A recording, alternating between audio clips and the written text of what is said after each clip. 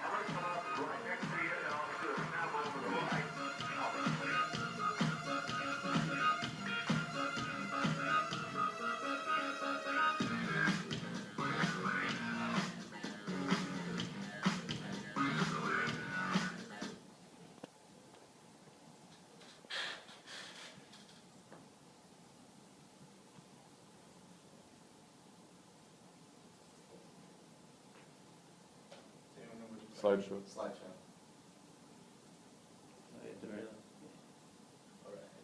How does an airplane fly? Most people in this room have probably been on a commercial flight, and if you haven't, then something that's connected with your life has. Whether it's the clothes you're wearing, the breakfast you ate this morning, or the fruitcake that Grandma sends you every Christmas via UPS. In 2011, the FAA, Federal Aviation Administration, published the economic impact of civil aviation on the U.S. economy, finding that commercial aviation was responsible for generating $1.2 to $1.3 trillion of annual economic activity and $405 billion of annual economic annual earnings, and then 10.5 million jobs in the U.S.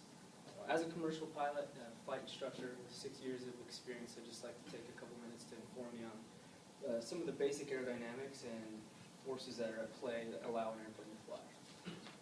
The three topics to cover is going to be airfoils, what they are, how they're involved in the flight process, Isaac Newton's third law of motion, and Daniel Bernoulli's principle. The Pilot's Handbook of Aeronautical Knowledge defines an airfoil as a structure that's designed to create a desired reaction force when it interacts with a moving stream of air. So propeller blades, airplane wings or tail surfaces, and even the turbine blades inside the jet engine are all examples of airfoils and contribute to the flight process. How the airflow interacts with these airfoils brings us to my second topic, Isaac Newton's third law of motion. Isaac Newton was a mathematician from the 1700s who formulated three basic laws of motion. His third law states that for every action there is an equal and opposite reaction. So airflow striking the bottom of the airfoil is forced to rebound downwards, which then creates an opposite upward reaction force.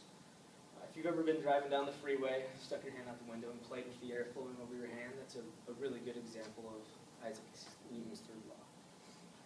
Which brings us to the third topic, Daniel Bernoulli's principle.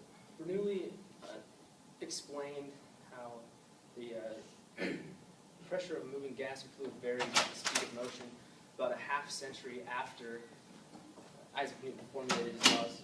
Bernoulli's principle states that the velocity of a moving fluid or gas, as it increases, the pressure within that fluid decreases. So a good example to understand this would be a garden hose. If you were to kink the hose, the fluid moving through the kinked portion actually has to speed up to keep up with the rest of the fluid in the hose. By doing that, the fluid that's passing through the kink is actually going to decrease its pressure as its speed increases. So in flight, air is the water, and the kinked portion of the hose is the airfoil.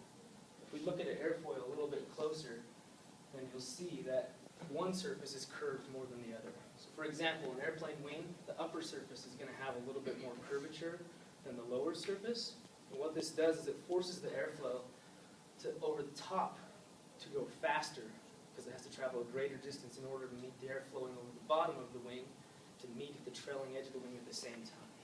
What that does is it creates a positive high-pressure lifting action from the air mass that's flowing below the wing, and a negative low-pressure lifting action from the air mass that's flowing above the wing. Now, these three topics together, how they interact with each other, is just a glimpse of the principles of flight. But but it does allow for a basic understanding of how an airplane flies. So just remember, airfoils are lift-producing structures designed to interact with the airflow. Newton's third law of motion is the airflow striking the bottom surface, creating an opposite reaction, forcing the airfoil up. And Daniel Bernoulli's principle is the high-pressure airflow below the wing and the low-pressure airflow above the wing that creates the airfoil to have lift. So next time you're flying to visit Grandma to get that fruitcake, and you look out the window of your jet, you see the airplane wing, now you'll know that airfoils plus Newton's third law plus Bernoulli's principle equals lift. And that's how an airplane flies.